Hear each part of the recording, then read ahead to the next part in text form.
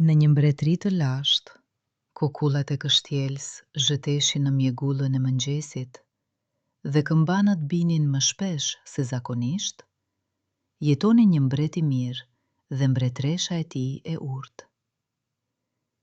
Për shumë vite, ata kishin pritur një trashëgimtar dhe më në fund u lindi një princ i bukur. Gëzimi në pallat ishte aq i madh sa dukej se mund të dëgjohej në cepat më të largët të botës. Por mbretresha e urtë e dinte se gëzimi, ashtu si edhe dieli, ka gjithmonë një hije. Jo për herë të parë ajo rishikonte listën e gjatë të të ftuar dhe për pagëzimin, e tmerruar se mos haronte qoftë edhe një emër të vetëm. Zanati janë një popull i prekshëm dhe që mban mëri, pëshpëriste ajo me vete, e përkullur mbi rrotullën në dridën e një qiriri të hollë. "Je jashtëzakonisht i kujdesshëm, miku im", i lutej ajo mbretit. "Qoftë edhe ofendimi më i vogël mund të na kushtojë shumë shtrenjtë." Për ta qetësuar mbretreshën, vetë sovrani mori përsipër këtë punë. Ai urdhroi të silnin letër atlasi, të hollë si petalja e zambakut, dhe me penën e tij më të mirë prej diamanti, me kujdesin më të madh, shkroi çdo ftesë, duke i rileksuar emrat 2 e 3 herë në dritën e agjimit të mëngjesit. Tashmë, në dyer prisnin lajmtarët në mantele blu. Tashmë, obori kumbonte nga tokëzat e shallave. Mbetej vetëm të vihej vulan mbretërore mbi rrotullën e fundit. Por pikërisht në këtë çast, në sallën e fronit hyri me vrap një herald i shqetësuar. Në kufirin e largët kishte shpërthyer lufta. Si sundimtar trim, mbreti nuk mund të vononte dhe po atë mbrëmje u nis drejt ushtrisë. Pagëzimi me lot u shty për një vit të tërë, dhe një vit, siç e di kushdo, është një kohë jo e vogël. Kështu tingulli i borisë së luftës mbyti kumbimin e këmbanave të festës, dhe një qarje e vogël, e gjatë sa një vit, u shfaq në mulin që ata e kishin ndërtuar me aq kujdes rreth lumturisë së tyre. Kaloi një vit. Lufta u fitua dhe në palat më në fund kumboi në kristal pagëzimi i shumëpritur. Kur zanat e mira, me fustane në ngjyrën e agjimit dhe vesës së mëngjesit, po bëheshin gati t'i adhuronin princit të vogël dhuratat e tyre, Salla paprit masuer, sigur dielli të ishte fshehur pas një reje të rëndë. Qirinth në kandelabrat e lartë, njëri pas tjetrit, u dridhën dhe u shuan, dhe margaritat e qëndisura në qilim mbyllën në heshtje petalet e tyre të bardha. Dhe atëherë, nga hija më e thellë që fshihej në cepin e largët, doli pa zhurmë Zana e Lig Malevola. Fustani i saj ishte i thurur prej rjete me rimange tepër të hollë, të pluhurosur me pluhur varri. Brezi prej gjarbërinj të gjallë që fishklinin. Në qafi varej një gjerdan prej tritonsh të errët kënetor, dhe pas shpine i kërcyenin krahët e zinj me mbranor të lakuriqit të natës. Ajo ishte e thurur nga gjithçka që bota fsheh në errësirë dhe lagështirë, dhe shfaqja e saj në salën e shtridhshme ishte si një njol boje që përhapej ngadalë mbi mëndafshin e bardhë borë. Malevola ju afrua pa nxitim djepit. Ajo nuk bërtiti dhe nuk kërcënoi. Zëri i saj, i ulët, i barabartë që ngrinte shpirtin, dëgjohej në çdo cep të sallës së ngrirë, sikur peshpërima e errës ndër kalamishtet vjeshtore.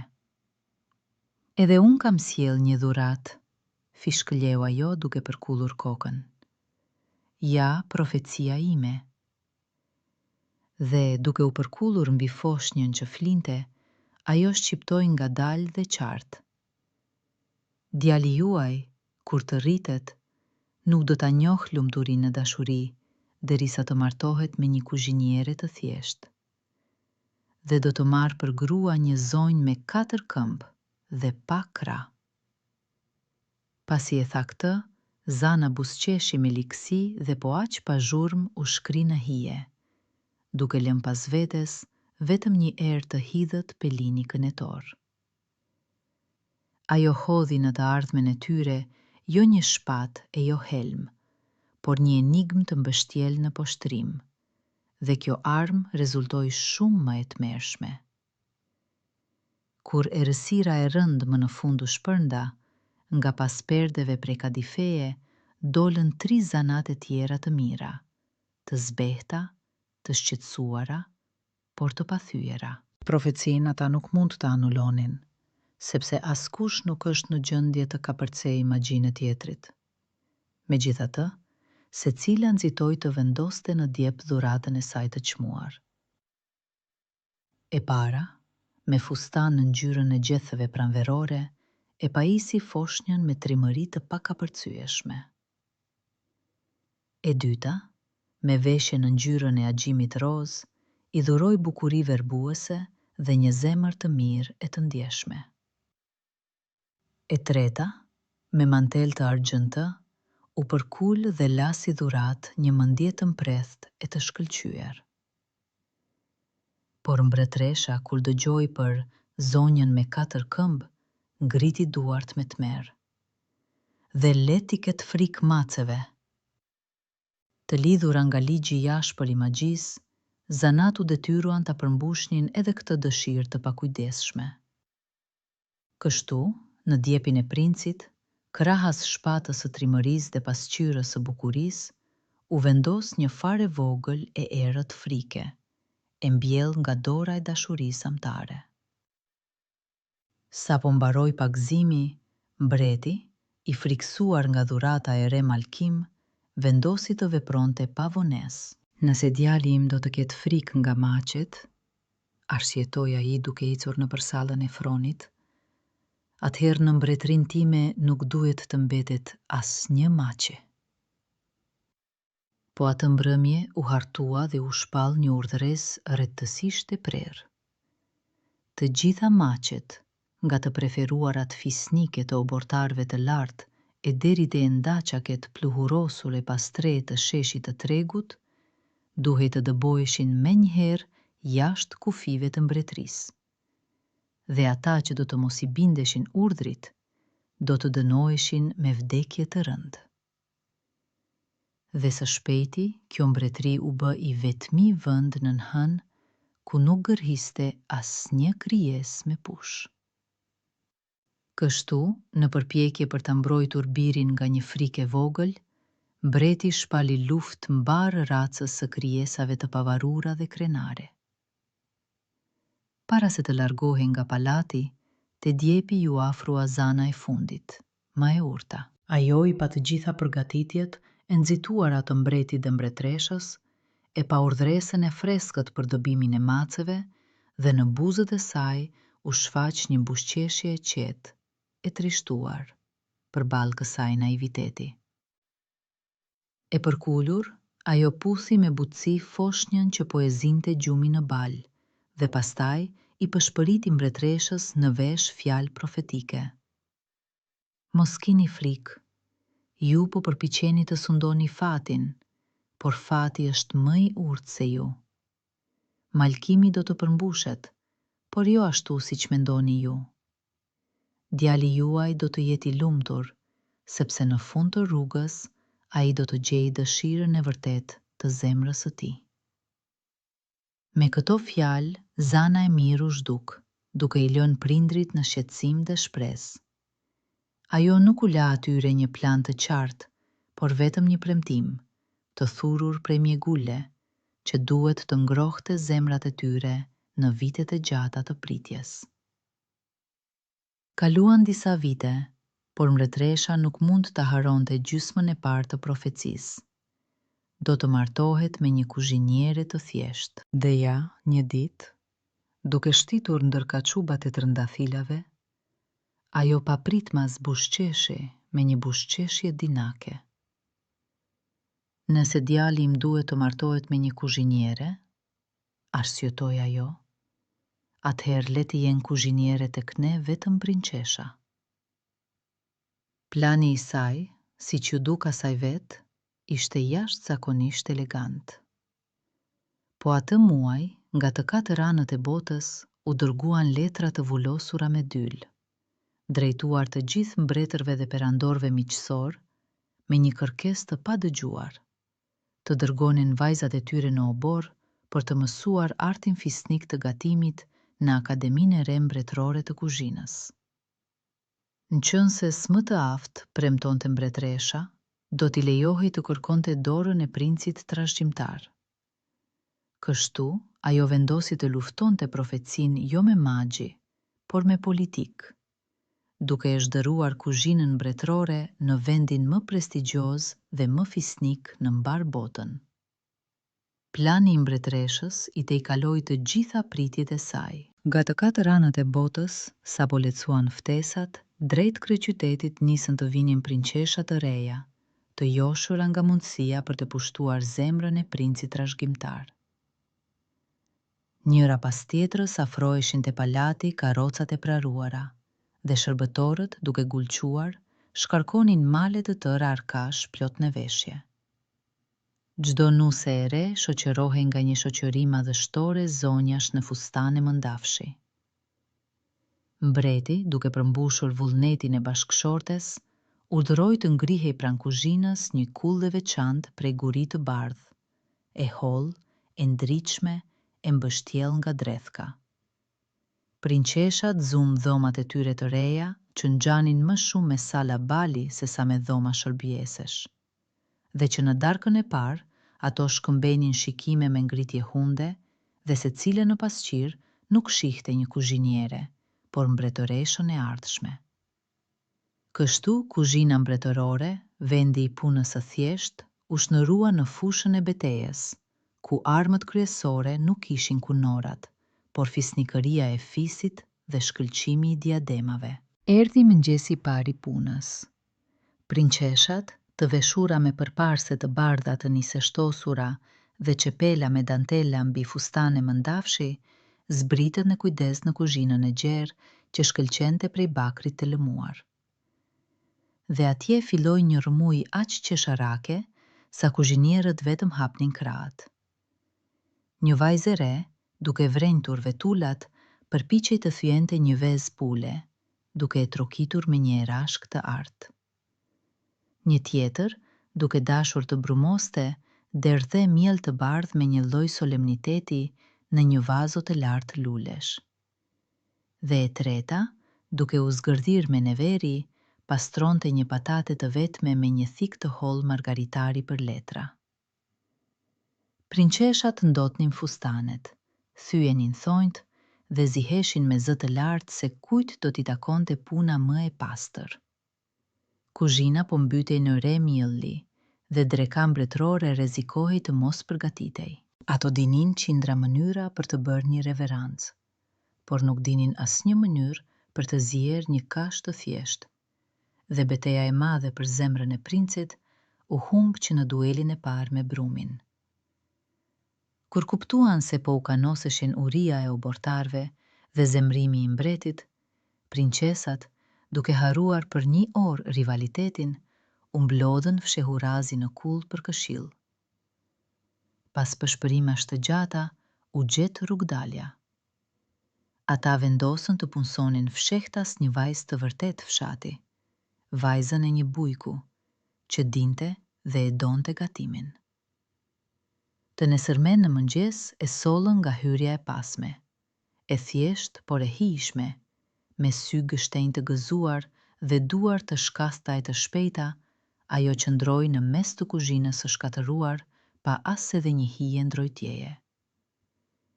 Mbi flokët e saj të ndritshëm, të kuq si zjari, ishte lidhur një shamje kuqe e ndezur. Për një pagesë modeste dhe një cep në shkallë, vajza pranoi të punonte për të gjitha, duke u betuar se do ta ruante të fshehtën e tyre. Kështu, në këtë teatër të pafuqisë fisnike, u shfaq një punëtore e vetme e vërtet, dhe shamia e saj e thjeshtë e kuqe u bë flamuri në të cilin kuzhina më në fund filloi të funksiononte. Vitet kaluan, princi u rit i hishëm, i zgjuar dhe trim, por në sytë e tij gjithmonë vezullonte një trishtim i qetë. Ai ishte gjithnjë i sjellshëm me princesat kuzhiniere, megjithatë, asnjëra prej tyre nuk ja preku zemrën. Një mëngjes pranveror të ndritshëm, duke shëtitur në kopsht poshtë kullës së kuzhinës, princi me ngatësi ngriti sytë. Dhe në dritaren e lartë të rumbullakët, të mbështjell nga drethka, për një çast të shkurtër, ai pa një fytyrë. Ajo nuk ishte e përsosur dhe aristokratike. Ajo ishte e gjallë, e gëzuar, paksa e lyer me miel, e rrethuar nga flokë të ndezur të kuq në një shami të kuqe. Vajza që ishte pa zë me diçka të vetën. E friksuar se mund ta vinin në re, ajo menjëherë u fsheh pas kornizës. Princi ngriu, si i prekur nga një magji e fjetur. Ai kishte parë qindra fytyra të bukura, të ngjashme me maska të patmeta, por vetëm kjo, e thjeshtë dhe e gjallë, doli të ishte pasqyra në të cilën shpirti i tij për herë të parë pa reflektimin e vet. Dhe që nga ai mëngjes, zemra e tij mbeti atje, mbi parvazin e dritares së huaj. Që nga ai mëngjes, jeta e princit trashëgimtar ndryshoi në heshtje. Ai më në fund gjeti qëllimin e tij. Tek ai lindi një ritual i ri, i fshehtë. Çdo ditë, sapo lindja të nis, të kuqëremohej dhe zogët e përgjumur të fillonin të provonin zërat, ai fshehurazi dilte në kopsht dhe ndalej poshtë asaj kulle të kuzhinës. Ai nuk përpiqej të fliste apo të tërhiqte vëmendjen. Thjesht qëndronte në barin e vesuar dhe shikonte dritaren e lartë të rumbullakët të rrethuar nga drethka. Ai shpresonte edhe një herë, qoftë edhe për një çast, të shihte atë fytyrë që i kishte pushtuar zemrën. 2 mëngjese me radhë, shpresat e tij ishin të kota. Dritarja qëndronte bosh. Por princi nuk u dëshpërua dhe priti me durim. Ai u bë roja më besnik i kësaj dritareje, dhe rojtarja e tij e mëngjesit ishte një serenade heshtur që ai i këndonte zemrës së tij të lënë lart. Në mëngjesin e tretë, princit më në fund i buzëqeshi lumturia. Ai përsëri e pa atë në dritare. Këtë herë, ajo qëndronte mbi parvaz dhe fshinte zhamin e rumbullakët me një copë leshi të butë. Dieli i hershëm luante në flokët e saj të kuq që ishin shfaqur prej shamisë së kuqe dhe dukej sikur mbi kull po ndizej një flakë e gjallë. Princi u përhumb aq shumë sa harroi gjithçka në botë dhe pa u kujdesur u mbështet me supin pas daldis prej gurit të murit poshtë dritares. Dhe atëherë, zinxhiri i tij i rënd i artë që ai e mbante si shenjë trashëgimtarit, ngadalë, sikur në ëndër, rrëshqiti nga jaketa prej kadifeje. Një trokitje, edhe një tjetër, dhe ai ra mbi parvazin prej guri me një kumbim melodioz. Në heshtjen mëngjesore të kopshtit, ky tingull kumboi si goditja e një kambane, dhe kjo trokitje rastësishme e arrit të pastër në gurin e ftohtë, u bë sinjali që shkatërroi soditin e tyre të heshtur dhe i përplasi fatet e tyre. Kuzhinierja e vërtet, e mbërthyer nga punët e saj, sapo kishte arritur të zbriste nga parvazi dhe të kapte një tas të rënd balte, plot me qumësh të freskët. Kur dëgjoi shumë afër një goditje të fortë e kumbuese, ajo u drodh me gjithë trupin, sikur ta kishin zënë në befasi gjatë natës. Tasi, i lëmuar dhe i rrëshqitshëm nga shkuma e qumashtit, ngadalë i shpëtoi nga gishtrinë e friksuar. Me zemër të ndalur, ajo shikonte se si ena prej balte fluturon poshtë, drejt dyshemes me tulla të kuqe. Goditja dhe një krizë më shurdhuese qau qetësinë e mëngjesit në kuzhinë. Tasi u shkërmoq në 20 copa të çrregullta dhe qumështi i bardh u shtri në një pelg të gjerë që shkëlqente pikërisht pranë përparses së saj. Për princesat fisnike, kjo do të kishte qenë një imtësi e bezdishme, por për të, një shërbyese e thjeshtë, një fatkeqësi e vërtet. Dhe kombimi i arit u përgjigj me krismën e baltës, dhe në këtë tingull ajo dëgjoi jo thjesht kumbimin e enës së thyer, por dënimin e jetës së saj të brisht e të pambrojtur. Kur pa se çfarë kishte bërë, vajza u ul drejt e mbi dyshemen me tula mes copave të thyera dhe qau hidhur, pa ngushëllueshëm. Tani me siguri do të më largojnë, pëshpëriti ajo në bërlot. Çfarë do të bëj? Princi kur dëgjoi vajin e saj dhe kuptoi se ai vetë ishte bërë shkak për të, nuk mundi më të rrinte poshtë. Pa menduar, ai gjeti hyrjen e kullës dhe si shakullim u ngjit nëpër shkallët spirale. Princesat kuzhiniere kur pan trashëgimtarin në mes të kuzhinës, u tërhoqën të tmeruara, duke shtypur faqet me pëmbët e tyre të bardha prej mjølli. Por ai as nuk i hodhi sytë mbi to. Ai u ul në gjunjë pranë vajzës që qante me shaminë e kuqe dhe filloi ta ngushëllonte me fjalë të qeta. Atje, mes qumështit të derdhur, ai mësoi gjithë të vërtetën, për kuzhinieret e rreme dhe për të, atë të vërtetën. Ai u fut në botën e saj të vogël, plot frikë, jo si princ, por si shpëtimtar. Dhe urdhri i tij i parë ishte të ngushëllonte lotët e një vajze të thjeshtë me shami të kuqe. Pasi mësoi të vërtetën, princi nuk ja tregoi të fshehtën kuzhinieries askujt. Përkundrazi, e mori atë në heshtje nën krahun e tij. Që nga ajo mbrëmje, ai filloi të vinte fshehurazi në kul, kur princesat kuzhiniere me fustane mëndafshi fluturonin në balot e oborit. Takimet e tyre nuk zhvilloheshin në sala luksoze, por në kuzhinën e ngrohtë, ku ëmbël mbante erë buke freskët, kanel dhe drur molle. Ai sithe asaj jo diamante e perla, por atë që asaj mungonte aq shumë, libra të rëndë nga biblioteka mbretërore dhe lule ermira nga kopshti i tij.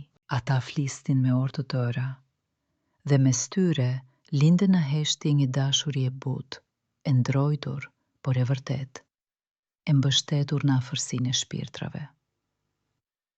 Kështu kuzhina mbretërore, që ditën ishte sken komedie, natën shtëroi në një tempull të dashurisë së tyre të qetë, ku në vend të temjanit mbante erë kanell dhe mollë të pjekura. Por zana e ligë malevola, në strehimin e saj të largët, të mbulluar nga drethka, nuk flinte. Pasqyra e derdhur prej qëllqit të zi, jo njëheri kishte treguar asaj se princi ishte dashuruar me një kuzhiniere të thjeshtë, dhe gjysma e parë e profecisë po që gati të përmbushej në mënyrën e vet. Atëherë ajo vendosi të ndërhynte. Një mbrëmje vonë, kur princi po ecte përmes korridorit të errët e të zbrazët të palatit drejt një takimi të fshehtë të caktuar, drejt e përballë tij, duke dalë pa zhurmë nga hija e thellë mes kolonave, doli një krijesë që nuk duhej të ekzistonte në këtë mbretëri. Ishte një mace e zezë, e hishme dhe me këmbë të gjata. Leshi i saj dukej më i zi se nata më paie, ndërsa syti digjnin me një zjarr të ndezur jeshil, jo mirdashës. Ajo u shfaq nga askund, kundër urdhrit mbretëror që kishte dëbuar të gjitha macet shumë vite më parë. Kjo nuk ishte një kafshë thjesht, por magje pastër në trajtën e maqes.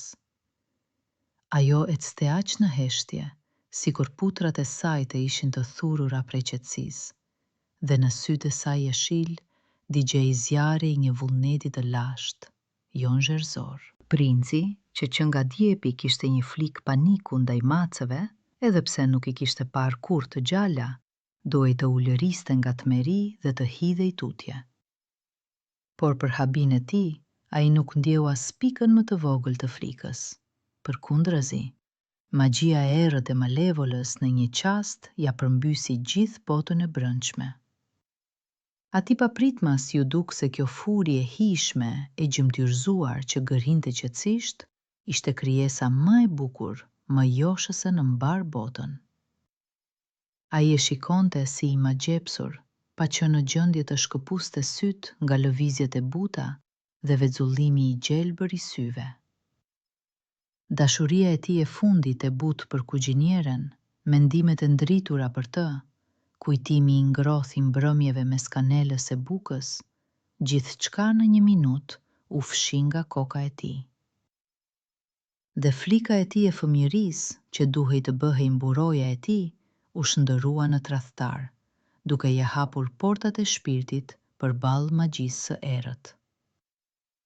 Macia e zezë u fërkua me ëndje për këmbët e tij dhe princi, si në ëndër, u përkul dhe e mori në krah. Në atë qast, ai harroi krejtësisht ku dhe pse po shkonte përmes korridorit të errët. Pamja e kuzhinieres së vërtet, që ende një minutë më parë ja digjte zemrën, u shkri në kujtesën e tij si mjegulla e mëngjesit në ndjel. Duke ju bindur një urdhri të heshtur, ai me përulësi u kthye dhe shkoi pas maqes. Ajo e çoi në sallën e zbrazët e me jehon të fronit. Ai u ull mbi fronin e ftohtë të atit dhe me kujdes e vendosi maqen mbi gjunjë. Macja filloi të gërhiste drejt në veshin e tij, dhe ai e dëgjonte si muzikën më të bukur, gati të përmbushte çdo dëshirë të saj. Vullneti I tij u shkri në mtingujt e gërhitjes së saj, dhe ai, trashëgimtari I fronit, u kthye në një lodhër të bindur në putrat e buta, por me kthetra të errësirës. Kuzhinierja e vërtet e priti më kot princin në kuzhinën e ngrohtë. Për herë të parë në të gjitha këto mbrëmje ai nuk erdhi. Zemra e saj u trondit në kraharor si një zog o gurzi. Ajo nuk mendoi qoftë edhe për një qast, se ai e kishte ndalur dashurinë. Ajo ndjeu se atij I kishte ndodhur një fatkeqësi. Duke ecur në heshtje, ajo doli në korridor për të parë nëse po vinte. Dhe ja, në arkadën e largët, në hijen blu, ajo pa princin. Ai ectesi në ëndër, drejt anës tjetër, dhe e udhëhiqte një mace e zezë e hijshme. Kuzhinieria vuri re shikimin e tij të magjepsur dhe e kuptoi. Kjo nuk ishte një kafshë, por magji e ligë, dhe mallkimi për të cilin përshpërisnin në palat, kishte arritur të dashurinë e saj. Zemra e saj e dashuruar doli më e mprethtë se sytë e rojës, dhe në ecjen e maces së zezë, ajo nuk paloi, por hapin e pamshirshëm të fatkeqësisë. Por kuzhinieria nuk qau dhe nuk u dëshpërua, ajo veproi. Ajo kujtoi legjendat e lashta që I tregonte me përshpërim babai pranë vatrës së natës. Për fuqit e lashta që jetojnë në kodrat e mjegullta për te I lumit. Dhe në një qast, ajo mori një vendim të prerë. Të gjente atë që ishte më I urtë e më I fortë se magjia e malevolës. Duke ngritur fundin e fustanit, ajo rëshiti pa zhurmë pranë rojës së përgjumur, që po dremiste mbi një stol të ulët. Shamia e kuqe shkëlqeu në errësirë, dhe ja, këmbët e saj zbathur tashmë vraponin në përbarin e vesuar drejt fermës së atit, jashtë mureve të qytetit. Në stal, pa humbur asnjë çast, ajo pa shal u hodh mbi një kal të mas të bardhë pune.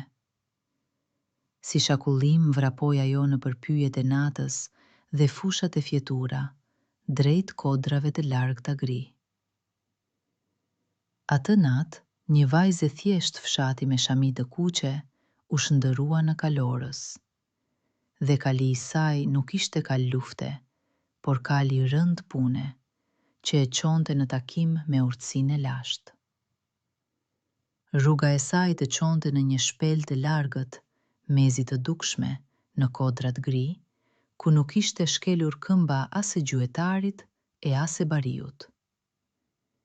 Sipas tregimeve të lashta të fshatit, në këtë shpelë, qysh prej mijëra vjetësh të gjatë, jetonte Miu i Madh i Bardhë, një krijesë e lashtë e urtë, që me sytë e tij kishte parë se si u krijua bota. Në axhim.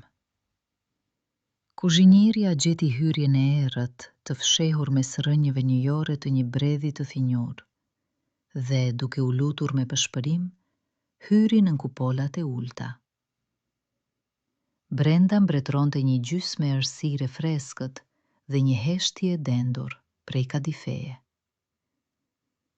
Ajri kundërmonte pluhurin e shumë shekujve, bimët e thata të maleve dhe pikat e ujit prej kosh të tharë.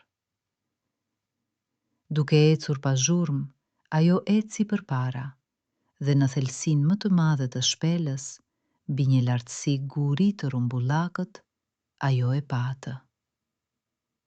Ajo nuk hyri thjesht në një shpelë, por në vetë zemrën e kohës, ku ruhej urtësia më e vjetër se të gjithë mbretrit dhe të gjitha mallkimet. Kuzhinierja e padhe ngriu në heshtje plot nderim, duke shtrënguar pëllëmbën pas kraharorit. Miu i Madh i Bardhë ishte i stërmadh sa një ari pylli.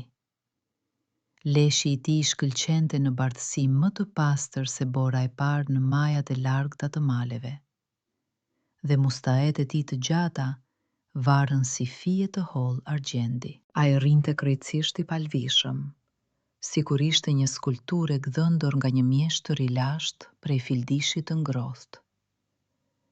Por më e habitshmja ishin sytë e tij, të mdhenj, të rrëmbulakët, të mbushur me një dritë të qetë rubini. Ata nuk mbylleshin kurrë, dhe nuk mbyllën edhe kur ajo hyri. Ai shihte botën pa ndërprerë, me shekuj, dhe në këtë shikim të barabartë prehej dia e të gjitha mistereve të së kaluarës, të tashmes dhe të ardhmes. Ai nuk e pyeti për asgjë. Para saj ule jo një kafshë, por vetë urtësia, e mishruar në lesh dhe kock. Dhe sytë e tij gjithparashos e kishin lehtësuar tashmë historinë e vajzës, para se ajo të arrinte të thoshte qoftë edhe një fjalë. Duke u dridhur nga lodhja dhe ankthi, kuzhinierja me zë të ulët i tregoi të urtit të lashtë të gjithë fatkeqësinë e saj. Për princin e dashur, për macen e zezë të hishme, dhe për magjinë e errët të zanës së ligë. Miu i Madh i Bardhë nuk lëvizi, dhe vetëm zëri i tij, që ngjante me shushurimën e një pergamene të vjetër, u pëlgjigj në heshtjen me jehon të shpelës. Ai e ktheu shikimin e syve të tij rubini drejt një guri të çuditshëm që vezullonte zbeth e që shtrihej tek vetë putrat e tij. Magjia e kësaj maceje është e fuqishme, tha ai ngadalë, por natyra e maces është edhe më e fuqishme. Para teje është syri magjik i maces. Ai është i aftë të zgjojë instinktin e lashtë në çdo zemër maceje dhe ta detyrojë atë të harrojë gjithçka në botë, përveç një ndjekjeje të vetme të zjarrt. Ai ofroi asaj jo një magji, por qelësinë e vetë natyrës së armikut të saj, sepse e dinte se edhe magjia më e fuqishme është e pafuqishme përballë instinktit të gjuetarit të vjetër sa bota. Me gëzim dhe shpresë, kuzhinierja zgjati dorën drejt gurit vezullues, por Miu i Madh i Bardhë e ndaloi me një fjalë të vetme jo të lartë. Ki kujdes, biri im, tha ai, dhe çdo fjalë e tij kumbonte si goditje kambane e rëndë. Ky gur mund të ndihmoj, por çmimi i tij është shumë i lartë. Syri i maçës ka një veti të veçantë. Kushdo që e prek atë me një lutje, Në po atë qast shndërohet vetë në një mi të vogël gri, për të zgjuar natyrën e lashtë të machës. Dhe ai e vuri vajzën para një zgjedhjeje, të mbete njeri dhe ta humbiste përgjithmonë princin e dashur, ose të sakrifikonte pamjen e saj për shpëtimin e tij. Ai ofroi asaj një fuqi të aftë të shpëtonte dashurinë e saj, por çmimi i kësaj fuqie ishte ajo vetë, pamja e saj njerëzore. Kuzhinieria uli syt mbi gurin që vezullonte zbeth dhe për një qast të shkurtër imagjinoi princin e dashur të ulur mbi fronin e ftohtë me macen e zezë mbi gjunjë, me një shikim të zbrazët të huaj. Dhe zemra e saj, e mësuar me punët e thjeshta, nuk u drodh, nuk hezitoi as një sekond. Nëse kjo është mënyra e vetme për ta shpëtuar, tha ajo me vendosmëri duke ngritur drejt të urtit sytë e kthjellët, atëherë jam gati. Çfarë vlere ka pamja ime përballë jetës së tij? Për të shpëtuar të dashurin, ajo ishte gati për gjithçka. Duke rregulluar shamin e kuqe mbi flokët e zjarrt, ajo bëri një frymarrje të thellë dhe të qetë dhe me vendosmëri zgjati dorën për të prekur syrin magjik të maqes. Ky ishte një akt i sazhi, vullnetar, prekalorësi, një akt i heshtur sakrifice më të lartë. Ajo zgjodhi jo veten, por atë, dhe në këtë lëvizje të thjeshtë të dorës kishte më shumë trimëri se në të gjitha shpatat e ushtrisë mbretërore. Sapo gishtrinjtë e saj të ngrohtë prekën sipërfaqen e ftohtë të gurit, bota përreth filloi të rritej me shpejtësi. Kupolat e ulta të shpellës fluturuan lart dhe u bën të stërmëdha, si kupola e një katedraleje të lashtë. Dhe miu i madh i bardh mbi lartësinë e gurit u rrit në sytë e saj sa një mal i tërë i mbuluar me dëbor. Edhe vetë ajo ndjeu se po të kurrej me shpejtësi. Trupi i saj u mbulua me një lesh të butë gri. Hunda e vogël i u zgjat duke kapur era të panjohura, dhe shamia e kuqe e ndezur ngadalë i rrëshqiti nga koka dhe ra pranë saj si një shami e madhe e kuqe. Kaloi një qast dhe mbi dyshemen prej gurit të shpelës qëndronte tashmë jo një vajzë trime, por një mjush i vogël gri, me sy të friksuar, por të vendosur, të vegjël, të zinj si ruaza. Kështu, një dashuri e madhe u vendos në një zemër të vockël miu, dhe kalorësia e saj duhej të niste nga hapi më i vogël, por më i guximshëm. E zhndëruar në mjush të vogël, vajza nuk u hutua e nuk u kaldë në panik. Miu i madh i bardh u li drejt saj, kokën e tij të bardhë si dëbora, dhe i përshpëriti porosinë e fundit. Mbaje mend, birim, uji i rrjedhshëm shkatëron çdo magi të ligë. Mbetej pak kohë dhe duhej të kthehej sa më shpejt në palat. Në thirrjen e të urtit te hyrja e shpelës, zbriti një kukumjaqe madhe pylli që fluturonte pa zhurmë. Mioshi u ngjit shkatësisht mbi shpinën e ngrohtë me pend dhe u kapi fort me putrat e mëdha të buta.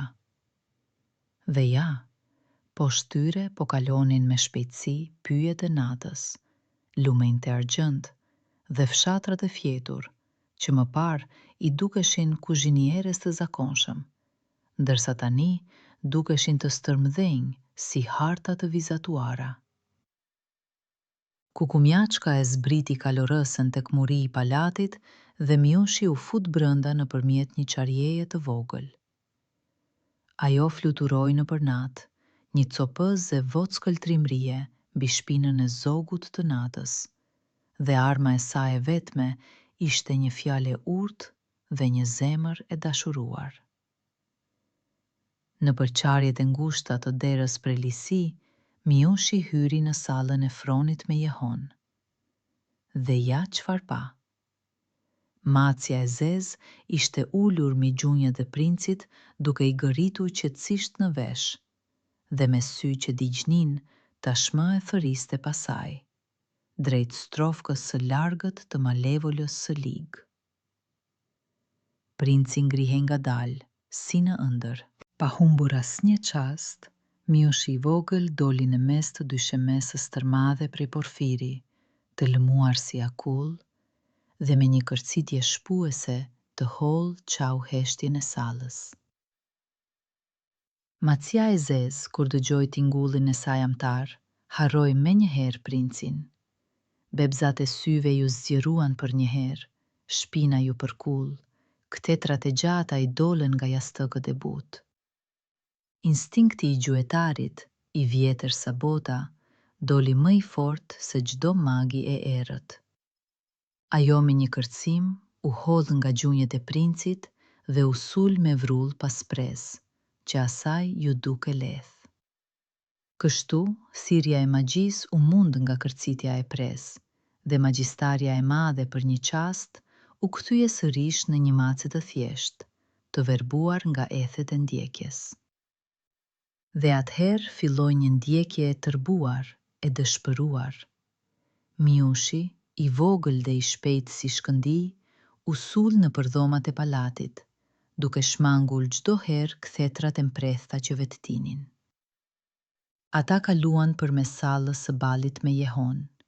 Mioshi rrëshqiti në një shihade të rëndë kadifeje me një brirësh. Macja u përplas me thekët e mëndafsht, fishkleu dhe sërish në ndjekje. Ata u hodhën lart nëpër shkallët e gjera prej mermeri, përbri pasqyrave të fjetura. Ata vrapuan jashtë në kopshtin e natës, pranë govatave të fontanave prej mermeri, ku peshqit e artë mbretëror rrahnin të tmeruar.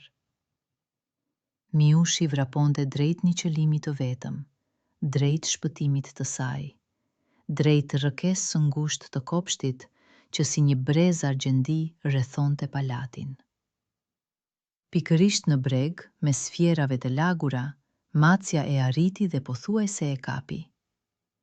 Kjo ishte një vrapim jo për jetë, por për vdekje, dhe I gjithë palati I stërmadh, madhështor, u kthye për Mioshin e vogël në vetëm një pengesë me radhë në rrugën drejt ujit shpëtimtar. Macja e zezë tashmë e kishte ngritur për goditjen e vdekjeprurëse putrën e hollë.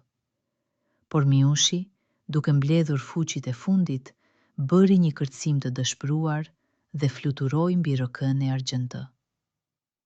Macja, e nxehur nga ndjekja dhe e verbuar nga instinkti I lashtë, nuk arriti të ndalej. Ajo kërceu pasaj.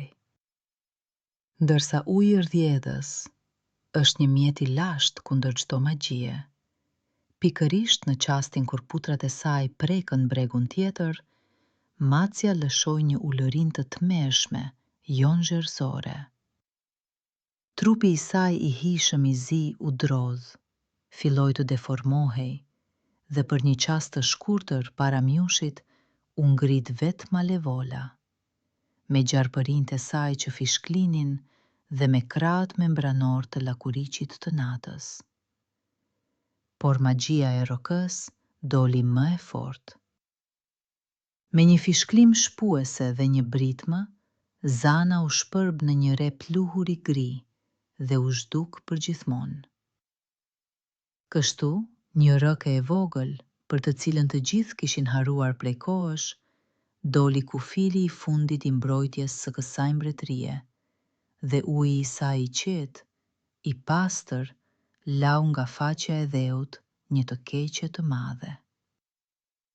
Në po atë çast kur malevola u shpërb në pluhur, princi në sallën e fronit u zgjua si nga një gjumë I rëndë. Tek këmbët e tij duke u dridhur, vrapoi një mjush I vogël gri dhe me një zë të hollë I pëshpëriti gjithë historinë, për miun e madh të bardhë, për syrin e maqes dhe për sakrificën e saj.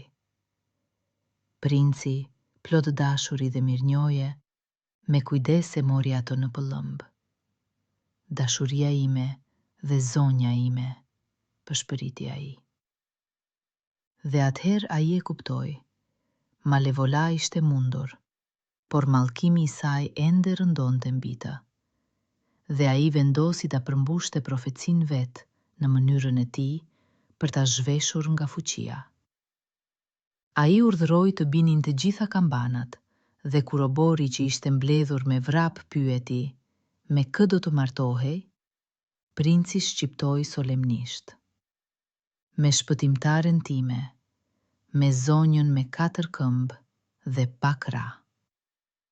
Ai vendosi ta mundte mallkimin jo duke e mohuar, por duke e përmbushur me aq dashuri dhe dinjitet sa vetë keqja të tërhiqej e turpëruar. Pas kurorëzimit të çuditshëm të princit me mjushën e vogël, të posamartuarit u nisën në rrugën e gjatë të kthimit drejt shpellës së miut të madh të bardhë. Kur ata kapërcyen pragun e errët dhe u shfaqën para të urtit, princi uli kokën dhe tha qetësisht: "Ne e përmbushëm profecinë, por gruaja ime u sakrifikua për mua, dhe tani erdhi radha ime." Ai bëri një hap drejt lartësisë së gurit dhe ngriti nga shkallët syrin magjik vezulues të maqes. "Më mirë do të jem mjush pranë teje, se sa mbret pa ty", u kthye ai nga gruaja e tij. Dhe pa menduar, ai e gëltiti gurin magjik. Në po atë qast, ai u shndërrua në një mjush të vogël, por fisnik kafe. Ata qëndronin krah për krah mbi dyshemen prej guri, dhe ai vullnetarisht hyri në bulgun e saj prej miu, duke vërtetuar se mbretëria e tij nuk ishin tokat dhe kështjellat, por ajo hapësire vockël ku rrihte zemra e saj e guximshme. Miu i madh i bardh po i shihte dy mjushët që qëndronin para tij krah për krah me një butësi të qetë. "Ju keni kaluar provën më të rëndësishme", tha ai, "dhe vërtetuat se dashuria juaj është më e fortë se çdo pamje." Dhe ai u tregoi se ata që i kishte zhdërruar në mjush ky gur, mund të çmagjepseshin vetëm si çift. Me kujdes të madh me majën e kthetrës, i urti shkulli një qime të vetë me argjëndi nga mustake e tij e majtë.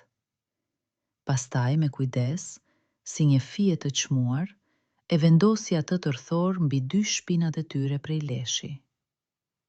Në po atë qast, një dritë ngrothë e butë i mbështoli nga koka deri te këmbët.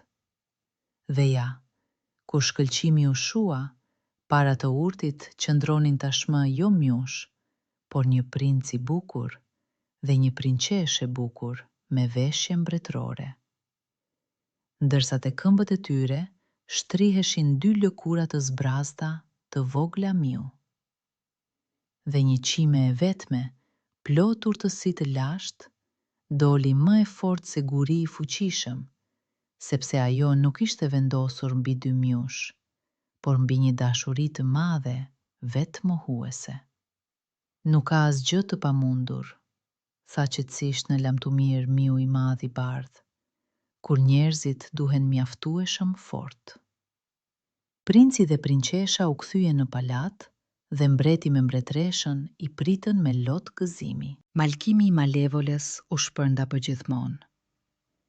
Urdhri i vjetër u anulua dhe në mbretëri sërish filluan të ktheheshin macet e zeza, ngjyrë portokali dhe të bardha. Princeshat fisnike kuzhiniere, kur panë se princi kishte gjetur lumturinë, u shpërndan në oboret e tyre të lindjes. Ndërsa babai i kuzhinieres, një fermer i thjesht, zuri vend nderi në tryezën mbretërore. Dhe të gjithë jetuan gjatë e gjatë në marrëveshje të mirë, në një botë ku më nuk ishin frikë as nga mallkimet, as nga macet, sepse e dinin, magjia më e tmerrshme është e pafuqishme përballë dashurisë së vërtetë. Kështu mbaroi kjo histori e çuditshme, në të cilën mallkimi u bë bekim dhe 2 mjush të vegjël i vërtetuan mbar botës se kurora e vërtet nuk farktohet nga ari, por nga besnikëria dhe trimëria.